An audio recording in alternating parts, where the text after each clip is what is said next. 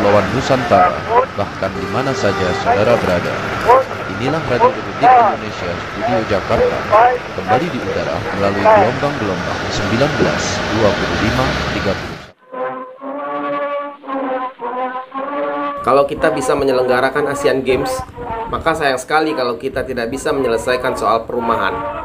Itulah sepenggal ungkapan Soemarno Sosroatmojo, Gubernur DKI Jakarta periode 1960-1964 kepada wartawan Star Weekly. Soemarno Sosroatmojo adalah gubernur pertama ketika status kota Praja Jakarta Raya berubah menjadi daerah tingkat 1. Soemarno lahir di Jember, Jawa Timur pada 24 April 1911. Sebelum terjun ke kancah politik, ia adalah seorang dokter militer yang kerap ditugaskan ke wilayah-wilayah pelosok. Bim Bim, pentolan grup band Slank, adalah cucu kandung gubernur pertama DKI tersebut. Ayah Bim Bim, Sidarta M. Soemarno, adalah anak kandung Soemarno. Beliau juga sempat merangkap jabatan gubernur DKI sekaligus Menteri Dalam Negeri atas perintah Presiden Soekarno. 5 hari usai dilantik menjadi gubernur, atau pada tanggal 9 Februari 1960, Jakarta dilanda banjir parah akibat hujan lebat yang turun mengguyur selama 12 jam.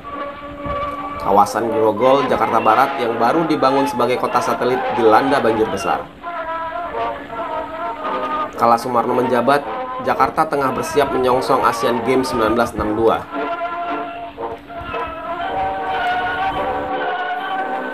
Pemerintah pusat meminta Soemarno ikut membantu keberhasilan pembangunan gedung, fasilitas, dan jalan penunjang pesta olahraga terbesar Asia tersebut.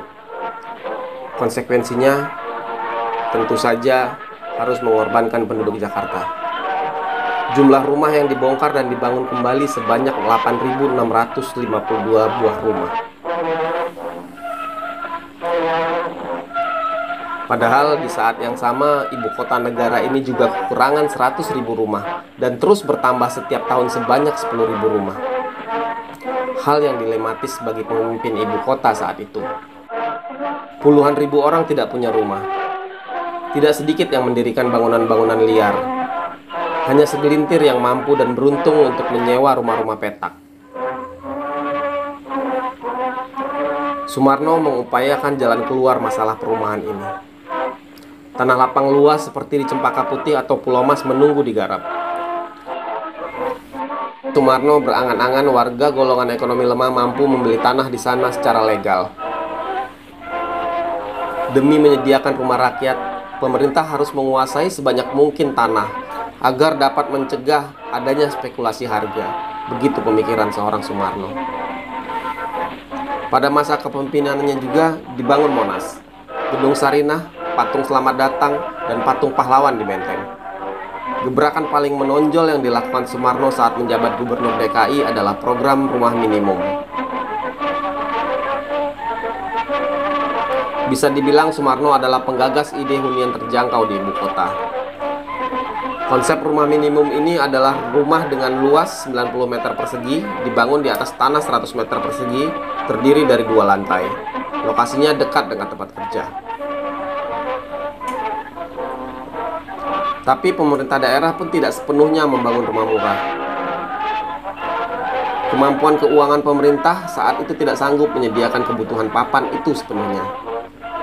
Sebagai solusi, pemerintah daerah bakal menjamin harga tanah, menghapus aturan surat izin penghuni, menyediakan akses jalan, dan membangun fasilitas penunjang lainnya. Soemarno juga mengajak perusahaan swasta dan warga untuk andil membangun rumah minimum agar bisa menyentuh masyarakat lapisan bawah. 3 tahun kemudian, hal itu benar-benar terwujud. Harian Jaya 11 Juli 1964 mencatat proyek Cempaka Putih dibangun dengan lahan seluas 235 hektar. 22 hektar telah di land clearing dan di atasnya sudah dibangun seluas 6 hektar yang terdiri dari 204 unit tipe rumah minimum, 33 pintu tipe rumah sedang, dan 11 pintu tipe villa. Soemarno sengaja melebur lingkungan rumah minimum dengan rumah sedang dan rumah villa. Dia ingin penghuninya bekerja sama membentuk lingkungan baru di luar pusat Jakarta. Itulah legasi yang ditinggalkan Sumarno untuk sektor perumahan di ibu kota. Sumarno tutup usia pada 9 Januari 1991 di usia 79 tahun.